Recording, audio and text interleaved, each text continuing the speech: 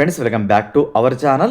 తాజాగా TGPSC pollution control బోర్డుకు సంబంధించిన అసిస్టెంట్ సైంటిస్ట్ ఉద్యోగాలకు సంబంధించిన నోటిఫికేషన్ను విడుదల చేసింది. టోటల్గా 20 వేకెన్సీస్ ఈ నోటిఫికేషన్లో భర్తీ కాబోతుంటే ఆన్లైన్ అప్లికేషన్స్ అనేవి 27 ఏప్రిల్ నుంచి అయితే స్టార్ట్ కాబోతున్నాయి. 27 ఏప్రిల్ నుంచి అప్లికేషన్ స్టార్ట్ కాబోతుంటే 25th మే వరకు అప్లై చేసుకోవచ్చు. 25th మే అనేది ఈ అప్లికేషన్స్కి లాస్ట్ డేట్గా అయితే ఉంది. ఈ ఉద్యోగాలకు సంబంధించిన ఎగ్జామ్స్ను పేపర్ 1, పేపర్ 2గా కండక్ట్ చేయబోతుంది టీజీపీఎస్సీ. పేపర్ 1 వచ్చేసి జిఎస్గా, పేపర్ 2 వచ్చేసి కెమిస్ట్రీ సబ్జెక్ట్ అయితే ఉండబోతుంది. ఓకేనా. ఈ రెండు పేపర్ కలుపుకొని 300 మార్క్స్ 150 మార్క్స్కి అయితే ఎగ్జామ్ అయితే ఉండబోతుంది. టోటల్గా 300 మార్క్స్కి అయితే ఎగ్జామ్ ఉండబోతుంది.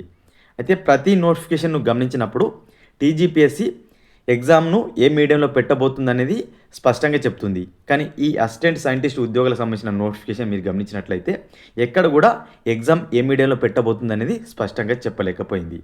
అయితే ప్రతి నోటిఫికేషన్లో గమనించినట్లయితే మనకి ఏదైతే ఎగ్జామ్ ప్యాటర్న్ ఉందో ఆ ఎగ్జామ్ ప్యాటర్న్ దగ్గర మెన్షన్ చేసేవారు. ఇక్కడ ఈ నోటిఫికేషన్ మనం అబ్జర్వ్ చేసినట్లయితే ఇక్కడ ఎగ్జామ్ ప్యాటర్న్ అయితే ఇచ్చారు. పేపర్ 1, పేపర్ 2 అనేది.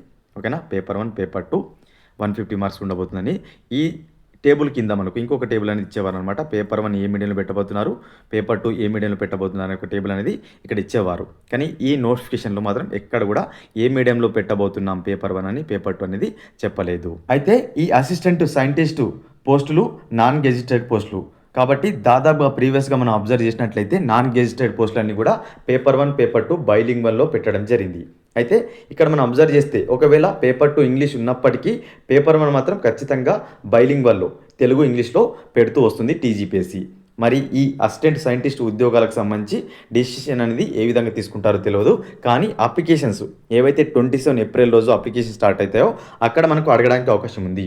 మీరు ఏ మీడియంలో ఎగ్జామ్ రాయాలనుకుంటున్నారనే ఆప్షన్ అడగడానికి అవకాశం ఎక్కువ ఉంది. ఎందుకంటే ఇక్కడ నోటిఫికేషన్లో మెన్షన్ చేయలేదు.